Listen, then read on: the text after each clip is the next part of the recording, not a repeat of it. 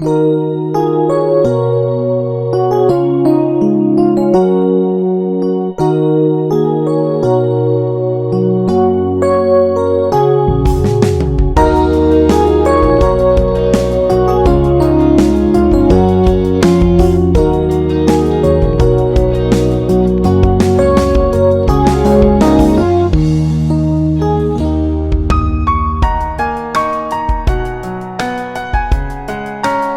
Friends, स्वागत है आप सभी का मेरे चैनल पे। सबसे पहले सॉरी बोलूँगी, इतने दिनों तक ब्लॉग नहीं डाल पाई क्योंकि प्रॉब्लम्स थी घर में कुछ, इसकी वजह से।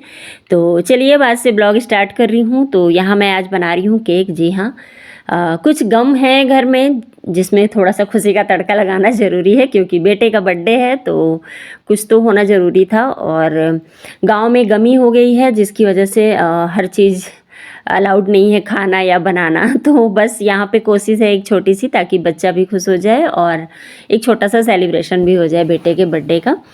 तो क्योंकि हर माँ बाप चाहते हैं उसके बच्चे के ज़िंदगी में हमेशा खुशियाँ ही रहे, कोई भी गम ना आए। तो बस यही एक छोटी सी कोशिश कर रही हूँ। तो सबसे पहले मैं अपना जो घर में जो केक बनता है ना, जो मेरी मम्मी से मैंने सीखा है, बस वही आज केक बनने वाला है। बस थोड़ा सा चेंज करूँगी अपने अकॉर्डिंग।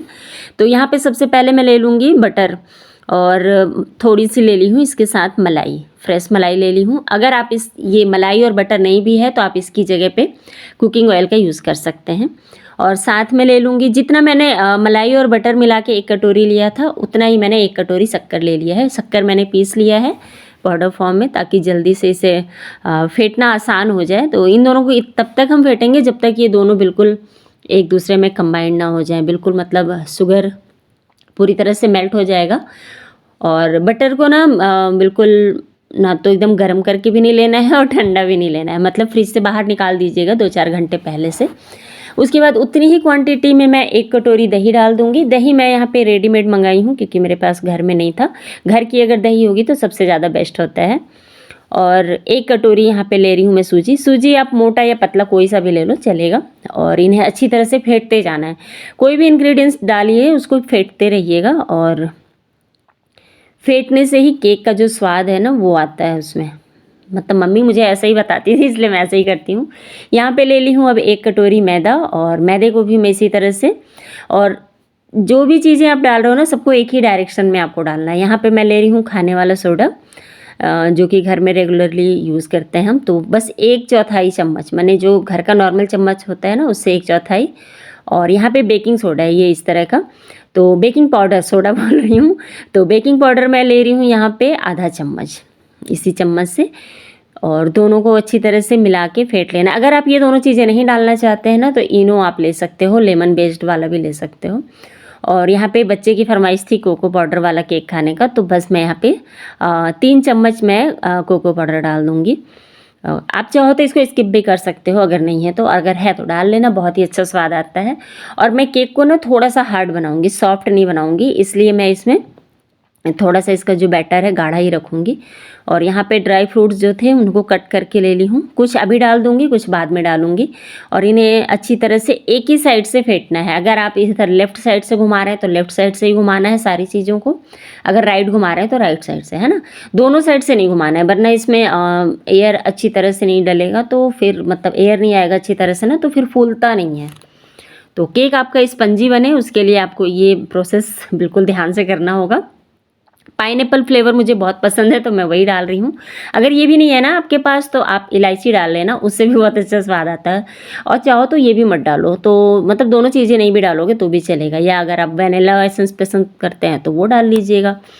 बस यहाँ पे मैं केक किन तो जो केक का टिन है उसको तो मैं रेडी कर ली थी ग्रीस करके, बट बटर पेपर नहीं था। और बेटे ने जुगाड़ लगाया, अपने स्कूल की जो कॉपियाँ होती है ना, नोटबुक की कॉपियाँ, उनको ले आया और उसमें मैंने बटर लगा के और उसको इस तरह से डाल दिया। ये भी बटर पेपर की तरह ही काम करता है। इससे बस एक ये फ़ायदा होता है ना कि आपकी केक की जो टिन है ना वो उसमें वो चिपकता नहीं है केक। मैं आगे दिखाऊंगी कैसे। और यहाँ पे पूरा एक बराबर मैं कर ली हूँ। आप बैटर थोड़ा सा पतला भी कर सकते हो, मैंने कहा ना केक को हार्ड रखना है मुझे, क्योंकि उसको थोड़ा सा कड़ा केक पसंद आता है, तो इसलिए मैंने गाढ़ा बैटर रखा है। और यहाँ पे निलॉन्स डाल दूंगी थोड़े बहुत, ये भी मेरा होममेड है, मैंने घर पे पिछले साल बनाया था, आप लोग के साथ शेयर की थी वीडियो। खरबूजे के छिलके से, खरबूजा बोलते हैं, पता नहीं तरबूजा बोलते हैं, खरबूजा नहीं बोलते हैं, वाटरमेलन जो होता है ना उसके छिलके से मैंने बनाया था ये निलॉन्स। और यहाँ पे ड्राई फ्रूट्स कुछ डाल दूँगी और इसे बेक होने के लिए मैं रख दूँगी। अगर आपके पास ओवन है तो ओवन में बेक करिए, वरना मेरी तरह कढ़ाई में बेक कर लीजिए। और सिर्फ 25 मिनट मुझे लगे थे क्योंकि मेरा बैटर गाढ़ा था और ये रेडी हो गया था। टूथपिक से मैंने चेक किया तो टूथपिक बिल्कुल सूखा निकला था। क्लीन निकले अगर तो समझ लीजिए आपका केक बहुत ही बढ़िया बन गया है, सिक गया मतलब अंदर से। और ये 25 मिनट में रेडी हो गया था मेरा केक। नॉर्मली अगर आपका बैटर थोड़ा सा गीला रहेगा तो 45 मिनट तक लग जाता है। यहाँ पे मैं जो मेरे बर्थडे पे केक आया था तो मैं उसका जो रैपर जो पीछे नीचे का गत्ता होता है ना उसको संभाल के रख लेती हूँ। इस तरह से जब मैं होममेड केक बनाती हूँ ना तो उस पर रख के सर्व करने से अच्छा दिखता है इसलिए। और ये आज फाइनली काम भी आ रहा है। तो यहाँ पे पहले मैं एक प्लेट में इसको टैप कर दूँगी और फिर केक टिन से बाहर निकाल लूँगी केक को। बहुत ही ईजिली निकल जाता है, कुछ मेहनत नहीं लगता। ये देखिए बटर पेपर था ना तो बिल्कुल भी नहीं चिपकता है और बटर पेपर भी ना ईजिली निकल जाता है। और मैं बटर पेपर यहाँ क्यों नहीं डाल पाई थी क्योंकि बटर पेपर कहीं रखा हुआ है, अभी हम लोग को ज़्यादा दिन शिफ्ट हुआ नहीं और मुझे याद ही नहीं आ रहा था बिल्कुल कहाँ रखा हुआ है। तो इसलिए यहाँ पे अगर आपके पास भी बटर पेपर नहीं है ना तो ये जुगाड़ लगा सकते हो, बहुत ही आसानी से निकल जाता है। और नोटबुक की जो कॉपी है ना, अभी तो एग्ज़ाम भी ख़त्म हो गए हैं तो जो बचे हुए हैं ना बस उन पेपर्स को इस तरह से आप यूज़ कर सकते हो। बस इसमें बटर या ऑयल लगा दीजिए, कुकिंग ऑयल, तो बहुत ही अच्छा सा बन जाता है और ये पूरी तरह से निकल जाता है, बिल्कुल चिपकता नहीं है। तो बस यहाँ पे ये रेडी हो गया है और इसे मैं फिर से जो केक वाला जो गत्ता रखा था मेरे पास, मैं इस पे इसको पलट दूँगी और हो जाएगा ये रेडी। तो बेटे का केक रेडी हो गया है, इसको रख देते हैं अब साइड में। जब केक कटना होगा तब इसे फिर दिखाया जाएगा बेटे को।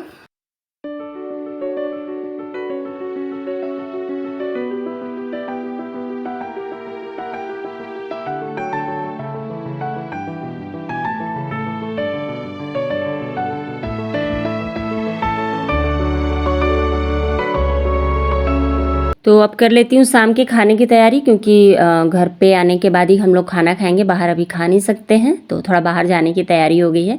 तो यहाँ साबूदाना बना दे रही हूँ। साबूदाना भिगो के रख दी थी और उसे बस 10 मिनट लगते हैं ऐसे बनाने में। भिगो के आप रख दो पहले से तो, और थोड़ा सा दूध डाल दूँगी उसमें तो वो रेडी हो गया। खीर एक तरह से कहना चाहिए क्योंकि खीर अभी बना नहीं सकते हैं चावल की।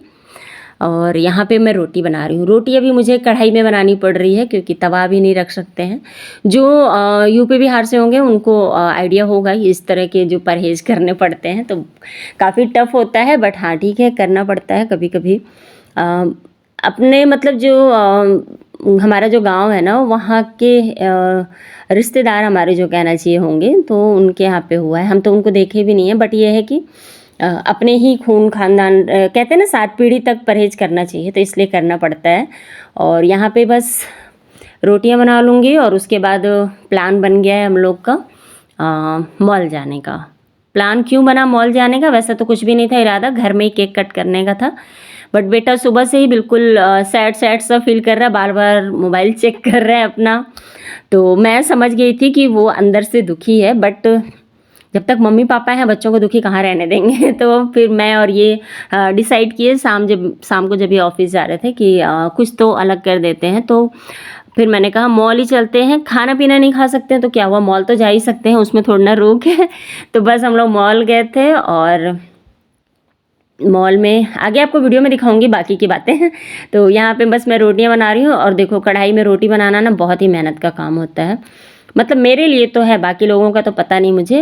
इतना ज़्यादा मतलब मुझे प्रॉब्लम होता है। अभी पिछले 6 महीने जो बीते हैं ना उस वक्त भी ऐसी कुछ हुआ था गांव में। तो उस वक्त का मैं रोटी जब बना रही थी तो देखो ये दाग पुराने 6 महीने पहले के दाग हैं और अभी भी इतने डार्क हैं, धीरे धीरे लाइट हो रहे हैं। और मुझे बस यही डर है कि फिर से रोटियां बना बना के मेरे हाथ ऐसे ही जल ना जाए। तो बस फ़िलहाल यहाँ पे रोटियां बनाऊंगी और कढ़ाई में ही फुलाना है रोटी। तो कई बार तो रोटियां फूल जाती हैं, कई बार नहीं फूलती हैं, बट ये है कि खाना तो सभी रोटियों को है क्योंकि फेंक तो सकते नहीं हैं। तो वैसे मैं फूले चाहे नहीं, पर उसको अच्छे से कपड़े से दबा दबा के मैं सेक अच्छे से लेती हूँ ताकि वो कच्चा ना रहे। और यहाँ पे एक एक करके सारी रोटियां बन जाएंगी। उसके बाद अभी टाइम मेरे ख्याल से 6:30 हो रहे हैं शाम के। तो यही है ना, मॉल वगैरह जाओ तो मैं खड़े रह के ना थक जाती हूँ, तो मैंने इसलिए सोचा पहले खाना वाना बना ही के जाऊँगी। तो रोटियों में बस बटर लगा के रख दूँगी तो सॉफ्ट रहेंगे। तो खीर रहेगा, रोटी रहेगा, केक रहेगा। तो बस इसी तरह से है कुछ कुछ मेनू, क्योंकि अभी ना तो हल्दी डल सकता है ना तेल डल सकता है, तो बिल्कुल समझ में ही नहीं आता खाना क्या बनाएं। तो बस कट रहा है दिन कहना चाहिए। तो यहाँ पे बस फटाफट से किचन साफ़ करूँगी और फेस पे मैं आज लगाऊँगी मुल्तानी मिट्टी, दही के साथ फेंट ली हूँ, क्योंकि अभी ऑयल, शैम्पू और फेस वॉश कुछ भी यूज़ नहीं कर रहे हैं अपन 10 दिन से। तो बट आज मुझे लगा कि बाहर जाना है तो कुछ लगा ही लेती हूँ। तो बस इसे 5 मिनट तक रखूँगी, उसके बाद धो लूँगी इसको पानी से, ठंडे पानी से वॉश कर लूँगी और उसके बाद फिर मिलती हूँ मैं आप लोगों से। ये देखो मुँह धो करके रेडी हो गई हूँ और बज रहे हैं 7:20 और बस अब कुछ इस तरह का ड्रेस पहन लिए हैं। मेकअप कुछ कर नहीं सकते हैं, लिपस्टिक भी नहीं लगा सकती हूँ, ऐसे तो बस लिपस्टिक ही लगाती हूँ बट वो भी नहीं लगा सकते अभी। और आज आयुष थोड़ा सा खुश हो जाए बस इसलिए, क्योंकि आज वो पूरा दिन मायूस था और उसको बहुत लोगों से कुछ कुछ उम्मीदें थी वो पूरी नहीं हुई, इसलिए और ज़्यादा दुखी हो गया था। बट हम लोग बोले नहीं, मम्मी पापा जब तक हैं आपको दुखी होने की ज़रूरत नहीं है। तो बस उसको लेके जाएंगे और थोड़ा सा उसको एंजॉय करा देंगे। तो देखते हैं कहाँ लेके जाएंगे, तो चलिए चलते हैं। और हाँ, उसके लिए मैं केक बना के जो रखी हूँ उसको मैं आने के बाद कट कर लेंगे।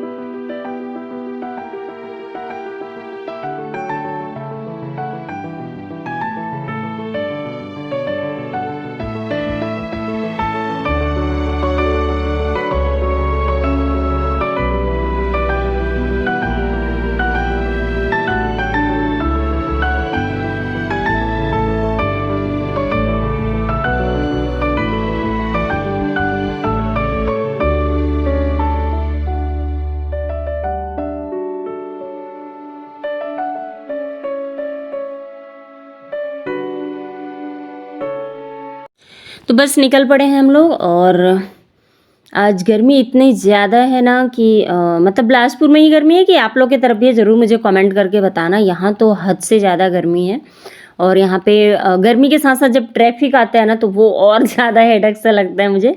मतलब जो सफ़र 10 मिनट का है ना उसको वो आराम से 20 मिनट का बना देता है ये ट्रैफिक। तो हर मतलब पूरे इतना शहर में जाओ ना तो इतनी ज़्यादा भीड़ रहती है और इतना ज़्यादा ट्रैफिक रहता है, हर 10 मिनट के बाद रुकना है, ट्रैफिक है करके। और यहाँ पहुँच गए हैं मॉल और ये यूनिकॉर्न बोलते हैं ना, यूनिकॉर्न हॉर्स है ये। तो इसका लुक मुझे मतलब घुसते के साथ एंट्री गेट पे ये दिखा तो मैंने सोचा पहले से ही वीडियो शूट करूँगी। और यूनिकॉर्न से ज़्यादा मुझे जो गर्ल थी इसका ड्रेस मुझे अच्छा लग रहा था, बहुत ही सुंदर सा गाउन पहन रखा था इसने, कलर भी इसका बहुत ही अच्छा था। तो चलिए बस बच्चों को एंजॉय करवा देते हैं। और वैसे तो मुझे मॉल में आना बिल्कुल पसंद नहीं है, क्योंकि यहाँ पे इतना ज़्यादा मुझे शोर शराबर लगता है ना, और पता नहीं एक अजीब सी पॉपकॉर्न की स्मेल होती है कि पता नहीं क्या, वो मुझे वो स्मेल बिल्कुल बर्दाश्त नहीं होता है। तो उसकी वजह से तो बल्कि घर आते आते मेरा सिर भी पकड़ लिया था। बट ये है कि बच्चों की खुशी के लिए आना पड़ता है। तो यहाँ आयुष अपने फेवरेट गेम को खेलने जा रहा है।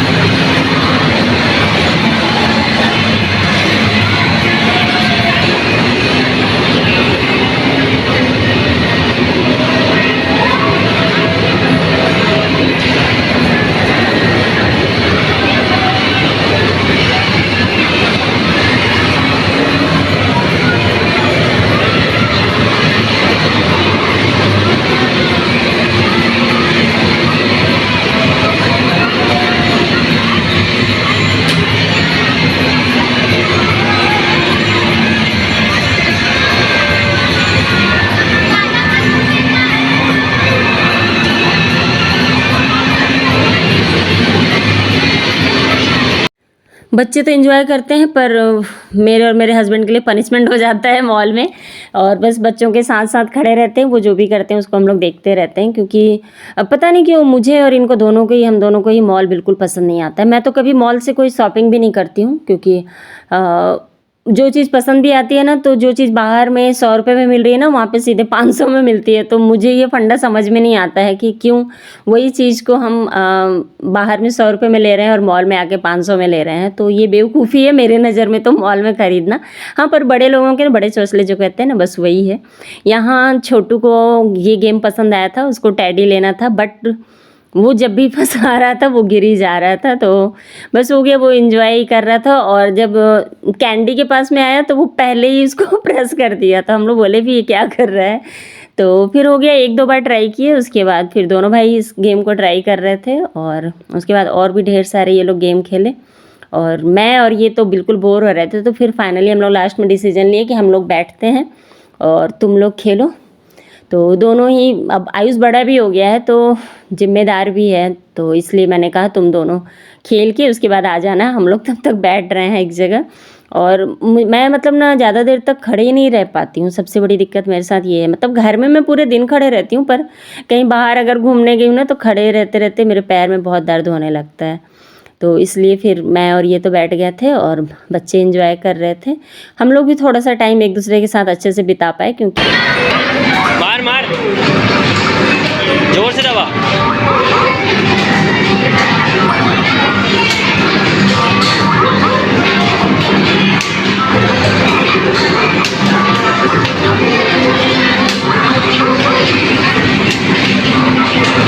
दबाते जा।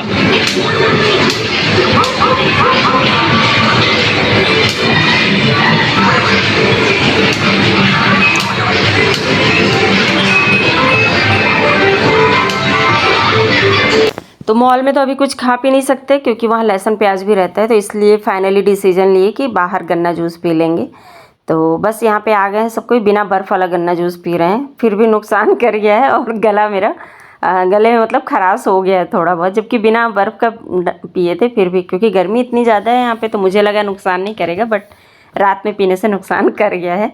और यहाँ घर पे आ गए हैं उसके बाद, और बस सीधे केक काटेंगे, जो घर पे बना केक था, जो मैंने बनाया था। तो बस कोई डेकोरेशन भी नहीं कर सकते हैं, इसलिए बस ऐसे ही सिंपल सा था। और बाद में देखेंगे, आयुष के लिए कुछ अच्छा सा कर देंगे, उसके लिए गिफ्ट वगैरह भी लेने हैं। यहाँ तक कि नए कपड़े भी नहीं ले पाए, क्योंकि नए कपड़े अभी ले तो लेते भी, फिर भी बट पहन तो सकते नहीं हैं, इसलिए ऐसा डिसीज़न लिए कि बाद में ही सब कुछ करेंगे। तो बस यहाँ पे फ़िलहाल बर्थडे सॉन्ग खुद ही गा के और खुद ही केक कटवा लिए थे बेटे का।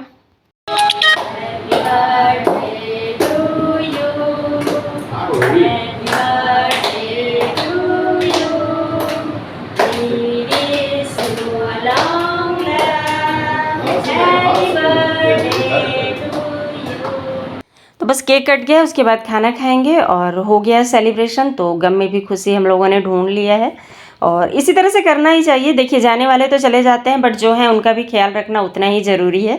और ख़ास करके अगर आप मम्मी पापा हैं तो अपने बच्चों की खुशियों का तो आपको ख्याल रखना ही पड़ेगा। तो बस हमने भी वही किया है।